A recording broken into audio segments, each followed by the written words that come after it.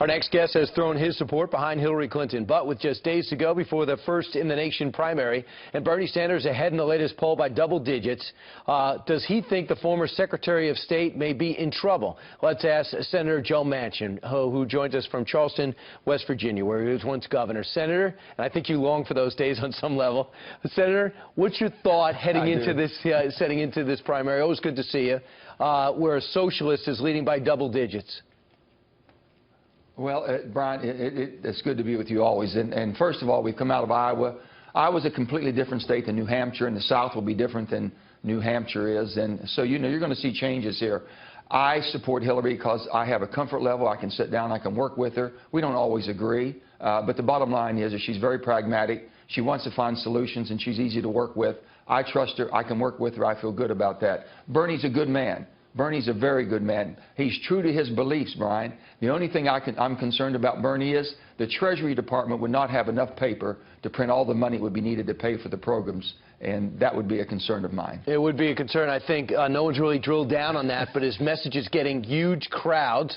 Are you concerned if the South starts going towards Bernie? Would there be any scenario where a guy like you would jump into the race?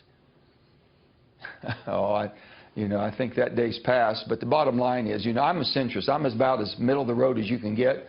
I'm fiscally responsible and socially compassionate, which I think most of America. But this is being driven from the left and the right, the extremes. Somebody's got to come to the middle and make decisions on what's good for the country, whether you're a Democrat, a Republican, or independent, or a libertarian. You just got to work for America. But, Senator, as Bernie Sanders gains steam, are you concerned for your party that you're going so far to the left you won't recognize it? I'm concerned because, Bernie will not come back. Bernie is where Bernie is, and Bernie's very honest with you. He'll tell you exactly where he's staying.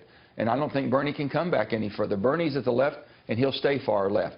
Hillary is able to work the middle and work it well and bring all people together, and I really believe that. All right, so in New Hampshire, we really drilled down. We sent Geraldo out there to do an in-depth look at it, but it turns out they got this huge drug problem there that transcends creeds, color, age.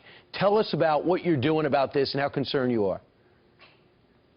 Well, I have 600 West Virginians dying every day of prescription legal drugs, prescription drugs made by pharmaceuticals, prescribed by doctors, all legally. And the FDA is doing hardly anything. We need a cultural change there. It's why I've been opposing Dr. Califf. I truly believe that we have to have a war on drugs, and all of us, Democrats and Republicans, agree on that. That's something we really agree on.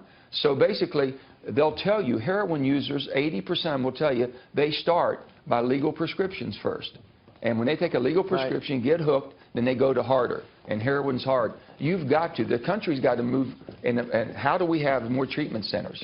We don't do anything to treat people. They all, even if they want treatment, even if the court orders it, Brian, we have no place to put them. I know. It's incredible. Then who can afford it and does insurance cover it? Senator, but you think the FDA has a cultural problem. You have a problem with who's running it and what they're doing. Well, I just think that basically over the years they've been too cozy, if you will, with the pharmaceuticals, basically the people that pay for a lot of the clinical research. I'm not saying they're doing something wrong, but basically when you have an epidemic that we have, don't you think that if the CDC comes out with guidelines saying how you should dispense and how you should be educated in dispensing, that everybody would be in agreement? But no, the FDA fought that. I have fought continuously to move the FDA from a Schedule III to Schedule II all opiates. We've taken 1.1 billion pills off the market. We know it's successful, 22% down as far as pills being prescribed. And then basically they fight us every way that they possibly can. Also, 11-year-olds, Oxycontin's now being prescribed to 11-year-olds. This is wrong. And if you don't change from the top, you can't have the cultural change that needs to be through that entire department. I strongly believe that we have to change that, and that's why we're fighting. All right, Senator, always great to see you on the show. Thanks so much for scrambling to get up with us this morning. I hope to see you again soon. Hey, Brian, you too. Thank you. All right, great job. And a great message.